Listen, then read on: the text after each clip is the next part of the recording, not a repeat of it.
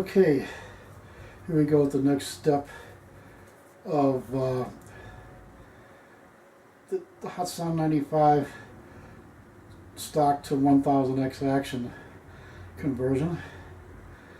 I started off this time with some Denmark checkering tools.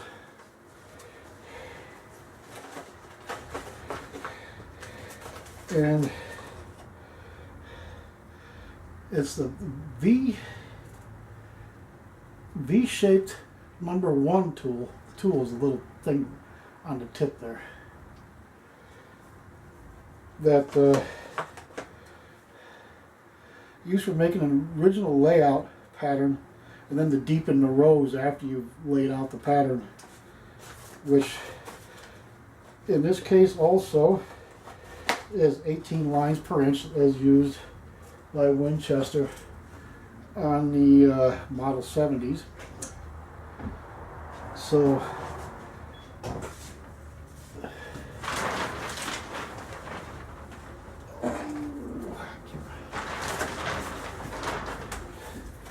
as used on the Model 70s, which I will use on the Crossman model number 70 Pell gun to change it from the base model Ranger to the next step up, which was called the Model 70 Standard walnut stock with basic checkering. But anyway, I used it on the Model 95 there, stock that I put the 22 cal 1000X action on the Striker, so I call it the Striker 95 model hybrid. I used it to touch up the border lines around the checkering on the Model 95 stock to sharpen it up a little bit, and that worked out really good with that V-shaped #1 tool. Perfect for making the lines a little heavier with light strokes. I found out that short light strokes are the best. You go too long and it can skip. Like if it's supposed to curve this way, you could skip off that way or skip the corner on a tight curve. So practice definitely makes perfect, but slow, light, short strokes on the tool, period. That's the only way you're going to get it good. You can't cover up mistakes with your carbon, basically. And also, just came in the mail a little bit ago. You can see here the size is a purple blue I used. 1 quart bottle from Cabela's. 30.25 I think it was, because Birchwood Casey wants 60.50. So I got it for half price at Cabela's. And I also found True Oil in an 8-ounce bottle. Cha-ching! These are the two things I use the most of. If I could get the cleaner degreaser and the bluing and rust remover, and say even an 8-ounce bottle, that would be nice. Quart bottles with those three would be nice, because you use so much of the stuff in the bluing process. Besides a lot of emery paper for polishing the metal, I have to get the old bluing and rust off.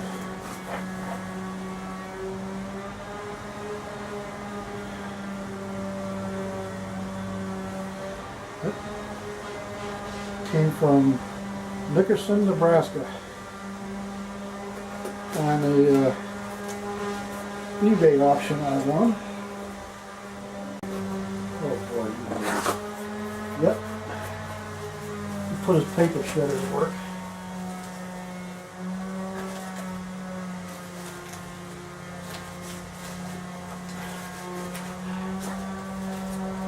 Oh, come on. Boy, dang gun to keep this stuff off. Just like saran wrap, it's all staticky.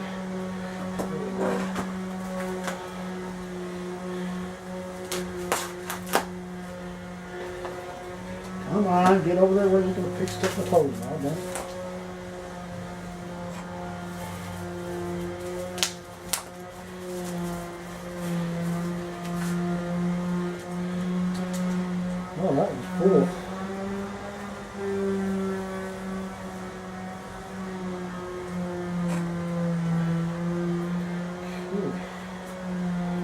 Okay, it's Crossman Super Pels in these cardboard canisters. Get an idea of some size there. It's about the size of it, a little smaller than a juice glass, like 3 inches high and 1.5 inches wide. 177 cal. Crossman 177 cal for a Crossman Silent 177. Never heard of that. They need cleaning up a little bit. But hey, that's a full one there. Okay. This one feels like it's about half full.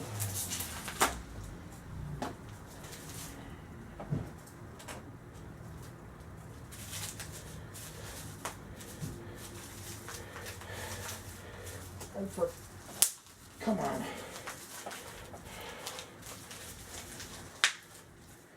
It's hard to get that out of there without damaging the container. And this one, same thing, Crossman 177 Super Pels. It's a little dirty from use, as you can see. Ring around the collar, those dirty rings.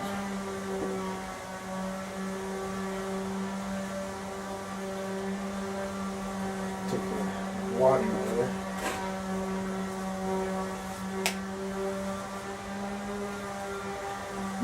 A little more than half full. Put those in the collection.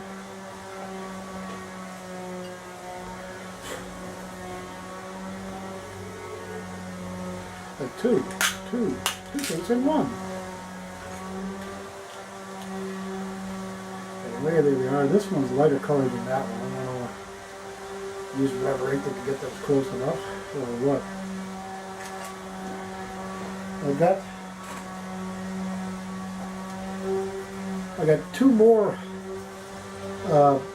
tins of little vintage tins coming. I'll show you those when they come in. But for now we'll get to work on 95 stock to 1000 X conversion, or striker 1000, whatever. We'll get to that now. Okay, and here's the V-shaped check ring tool you use for deepening and widening the lines once you've basically finished cutting them. And I use that to cut the border lines around the outside, which were getting a little faint from all the sanding. You can see where I messed up on a couple of places on tight curves, but the rest of it was fairly easy.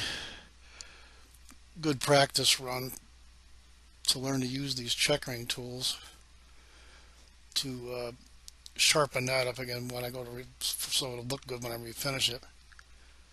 And here you can see the check ring definitely sticks out a little more after I freshened it up.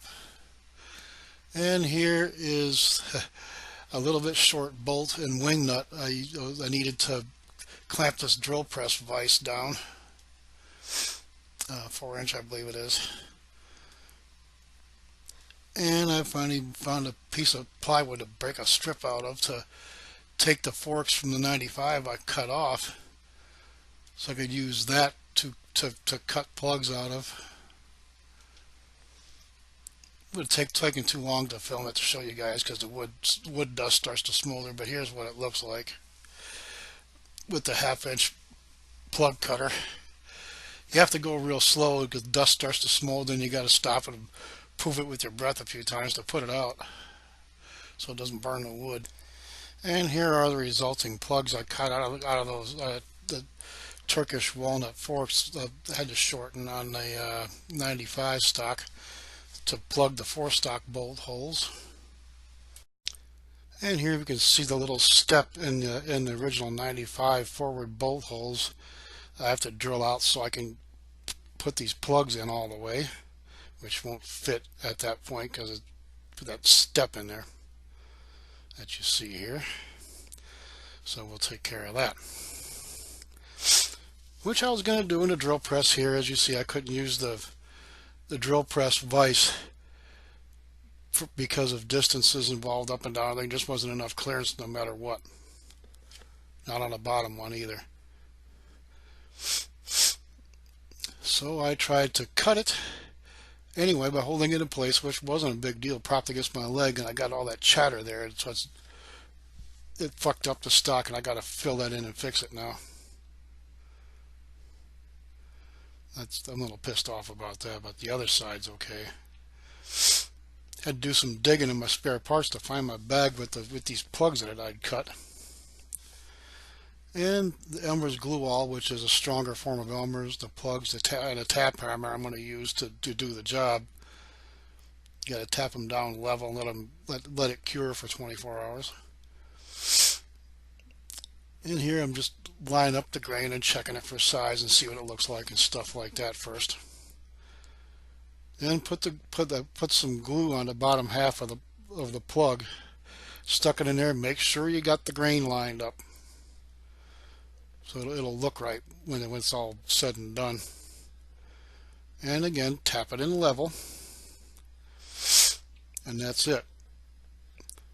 Say if you're taking a Q-tip to clean up the extra glue there, and a little spit in a dry towel to wipe off the excess. And here we are on the other side, the left side of the stock that is, and gluing that one in and getting the grain lined up and all that. Tap it down level and wait till tomorrow for it to dry. Now here's what the plugs look like on the inside of the cut down forks.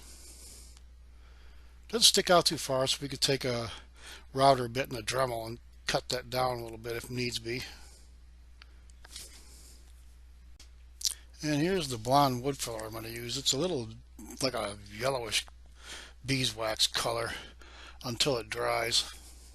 The color changing like it says there. Stuff works pretty good. And here's the plugged hole on the right side that got the drill chatter because I didn't know the dang drill was warped. So I used the battery powered drill on this left side here and got it done better. And here's what the filler looks like wet on the left side.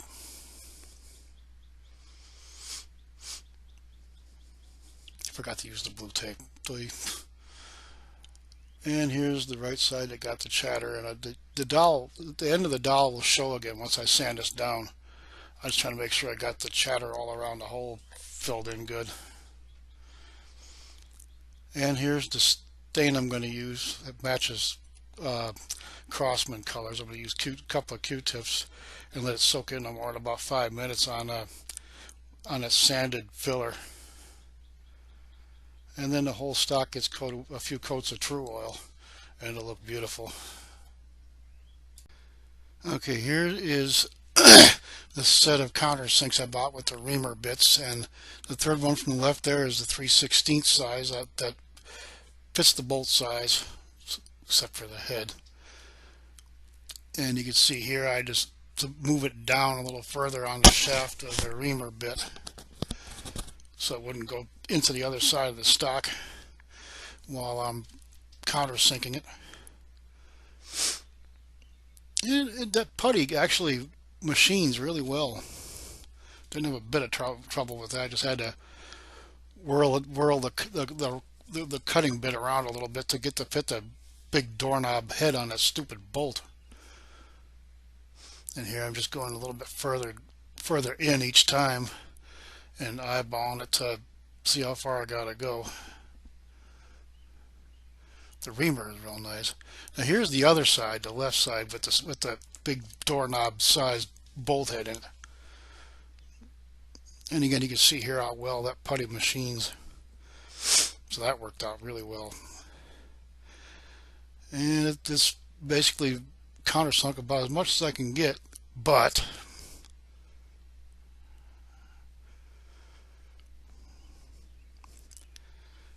I then realized that I straightened out the measurement I took when I curved the steel ruler around the action and got the bolt holes about 3/16 of an inch too low, so I'll have to make some brackets. Okay, well, that didn't quite turn out like I planned. I must have took the measurement where you took the steel ruler and curved it around the action tube to get the number of millimeters and all that, and then straightened it out, which made it about 3/16 of an inch too low. So I'll have to do like with the 95, Model 95 and make some brackets from the striker, the holes in the striker action tube to the holes I actually drill, because I'm not going to plug all that stuff up again. I don't have I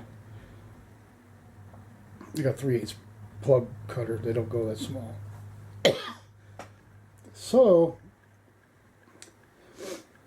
this is it for this time, and I will go ahead and continue on with finishing the stock, the sanding and smoothing and the true oil and staining around where I put that plug, the putty around that plug and all that, to try to make that look more like a knot hole or something.